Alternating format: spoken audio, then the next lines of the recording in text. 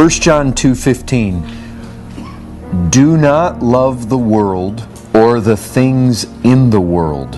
If anyone loves the world, the love of the Father is not in him. For all that is in the world, the desires of the flesh and the desires of the eyes and pride in possessions is not from the Father, but is from the world, and the world is passing away along with its desires. But whoever does the will of God abides forever. Think about that. Paul says, be not conformed to this world. One of the things that wages war against the soul is this world that is constantly pressing on you to conform to it. It's constantly applying pressure to shape you into its form. Be not conformed to the world means don't take its shape.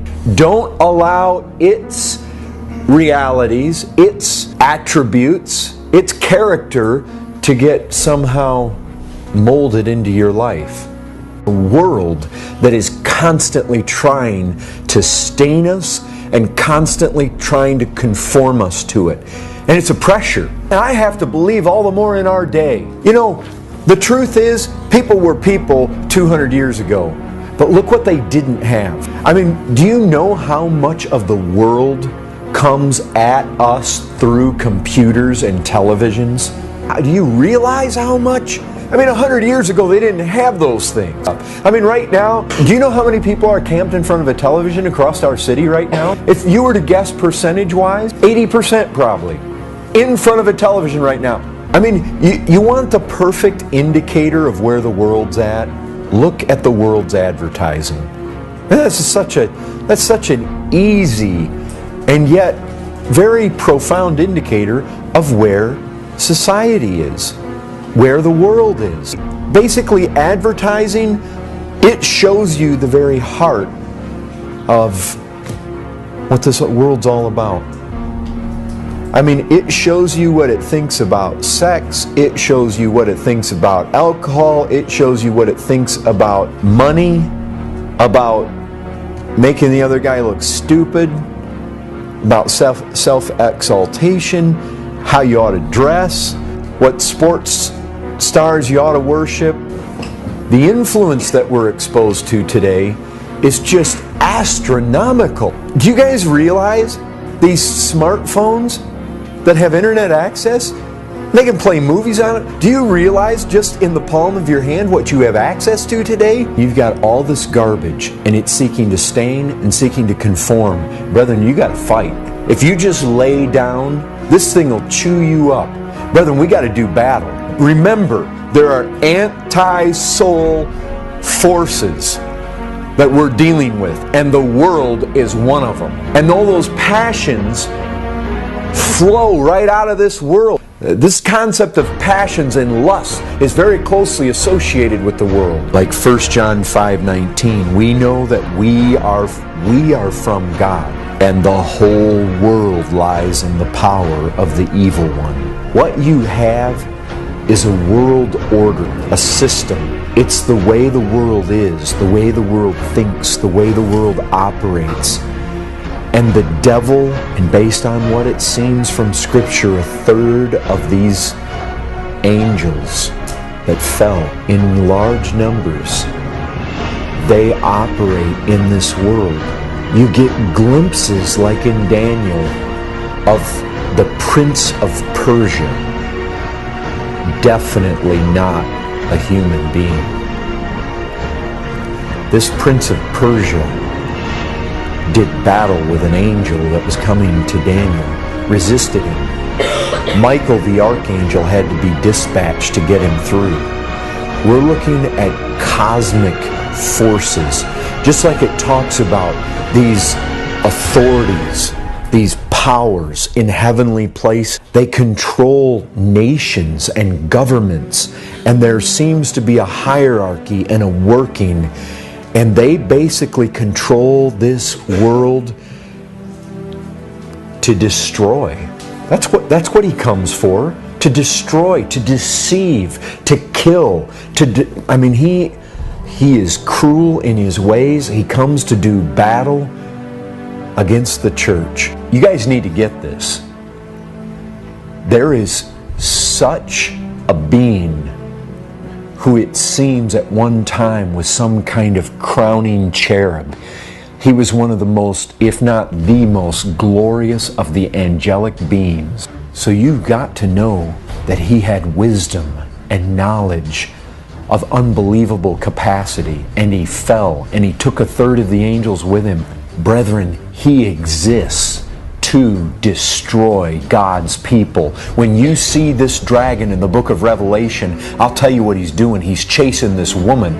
This woman, it basically is a picture of the true people of God. It's a picture of true Israel. It's a picture of the one from whom the Christ came, and he is chasing them. He's dogging them, their steps. He does battle with them.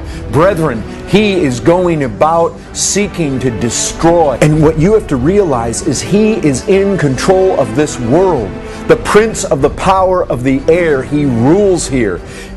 I recognize God is sovereign. It's partial dominion at best. It's restricted dominion. We see it in Revelation 20. He's on a chain. But no doubt anyways, in some limited capacity, he has the authority here. He has authority in this world, so much so that he could say to Christ, I'll give you the kingdoms of this world if you bow down to me. Brethren, he is in control.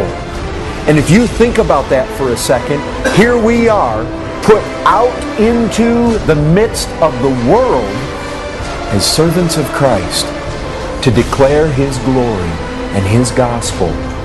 And in the midst of that world, it is controlled by demons all around us all the time, in a sense that it is going to try, that world is going to try to conform us and spot us all the time. And it's with intent. It's not like, well, we just might happen to rub against it when we go out these doors. Brethren, it's the fact that there are armies arrayed against us, working this thing so as to bring us down, to contaminate us, and to conform us into something that won't be useful to Christ, something that will be defeated, something that will be ugly, something that will be unclean. Brethren, this is what's happening. There is a darker meaning. There's a world around us that is a real enemy to the soul. Christ said this, do not be surprised, brothers, that the world hates you. This is a foe that means to do us harm. This is not a foe that hates us and tries to stay as far away from us as possible. This is a foe that is constantly trying to trip us and stain us and mold us into its fashion. So you've got to resist, you've got to fight, and you've got to know that it's for real, and you've got to know it hates you. And it hates you with the kind of hatred that is seeking to destroy you, not stay away from you. You adulterous people, James 4:4, do you not know that friendship with the world is enmity with God? Therefore, whoever wishes to be a friend of the world makes himself an enemy of God. So here's the thing. The world tries to spot you, stain you, corrupt you, conform you, mold you. And basically what this is saying is, if you yield to it, you are an enemy of God. To the people that resist the conformity, they're friends of God, and the world hates them. But if you allow it to bend you, you're an enemy of God. If you like its shape, if you like its fashion, you show hatred to God yourself. This world hates you, this world hates Christ, this world hates God. So, worldliness is what happens to us when the world comes along, seeks to spot us or conform us, and we begin to conform. Good one. It's like Vanity Fair. You remember that in Pilgrim's Progress? You go into Vanity Fair, and you know what they found? They found all the goods and the wares that the world had to offer. And there was British row, and there was French row, and there was German row, and Italian row, and it had all the stuff. And they resisted dressing like the people there. You remember that? Faithful and Christian. They resisted buying what the world had to offer. They weren't interested. And it had all these things to sell. Brethren, any faith that saves us is faith that overcomes. It's faith that believes that God is so desirable and so lovable, so love-worthy, so worship-worthy. Christ is so magnificent and so worthy to be followed and to be had at all costs. That's what true faith is. It's when I believe that He is a treasure of inestimable value and I'm willing to endure anything to have Him. That's the truth of faith. You see, that's what shows it. That's what we're told. The faith is going to get put to the test. And if it's really true, see how that glorifies Christ? When you bring this faith along that says, I believe Christ is all, and then you say, oh yeah? Well, let's just like Job, let's put it in the furnace. And then it comes out. Wow, it's still good. He still wants God more than anything else. Let's put it in the furnace even more. You bring it out. You see how much God got glory? You see what was going on behind the scenes? Brings God tremendous glory. Well, this is the thing. When you take somebody and you say, oh, God says, let their eyes be open. Let there be light. Let them see the glory of Christ. Okay, now put them in Vanity Fair. See if devil try to sell them the best of your goods. And they come through clean, unspotted, unconformed. Brethren, they can abide forever? Yes. They were saved. They were justified by faith. But that faith proved true. The faith proves true by what it does in this world. Brethren, that's the issue. You see, the things of this world, the things that belong to this world, it's passing away. And brethren, those people that delight in this world, passing away. Brethren, you see where John's arguing? He says, don't love the world or the things in the world. And in verse 17, he says, the world's passing away along with its desires. I mean, can you imagine if people went up to an aircraft and it said, this aircraft is passing away. You will not make it to your destination.